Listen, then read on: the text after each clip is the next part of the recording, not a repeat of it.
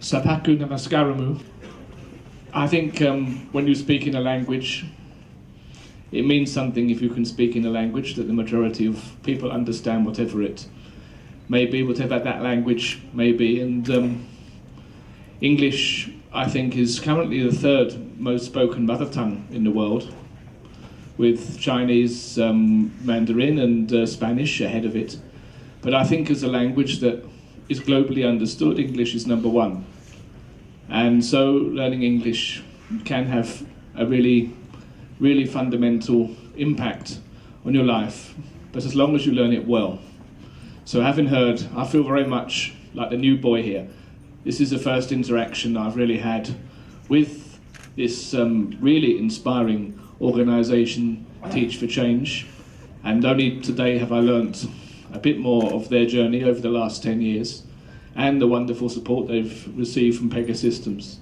So I hope it's a movement that I can also play a small part in and give some support to moving forward, because I'm completely sold by both what they've already achieved, particularly across South India, but also their vision to expand this support across India. Chaitanya was telling me that they're hoping to expand into Uttar Pradesh. I think if Uttar Pradesh was a country, it would be the 6th biggest country in the world in terms of population. And the need there, as much as there's need across India, the need in Uttar Pradesh for this kind of initiative is huge, and it can make a real difference and further bring about the revolution that good quality education can really bring and mean for you children, and obviously for you parents, for your children. So I'm really touched and really inspired by what I've heard this morning and what I've heard from each of the three speakers with me on the dais. I think that looking at this group, I'm thinking there's a few more girls than boys, and that's also interesting from my point of view. I'm really congratulate all of you, whether you're a girl or a boy, it doesn't matter. It's great that you're here. You're here because you were the best learners, the 110 best learners in this program this year. So congratulations to all of you. The points about girls, there's various versions of the saying, teach a girl and you reach the whole community, is probably my favourite one. The impact of teaching girls is so important, and this is why in April this year, at the Commonwealth Summit, which took place in London, one of the main outcomes was a commitment to work towards 12 years quality education for all girls among all the 54 Commonwealth countries. And I think that's so important because that can really help in changing lives, raising the status of families, and really helping bring prosperity to many countries in the Commonwealth where life continues not to be easy for the majority of the populations. So I'm a big advocate of that, and it's one of the key things that myself and my small team at the Deputy High Commission here in Hyderabad are trying to work on, and we're always excited to find further new partners to work with on that and to get across those kind of messages. And I believe this is certainly one that we will continue to work with in the years ahead. As was mentioned by Chaitanya in his speech, my journey hasn't been particularly easy to get here. I'm nearly 50. I think probably for half of my life I could never have stood here and spoken to you like this. I had 2 learning disabilities when I was a child. I've got dyslexia.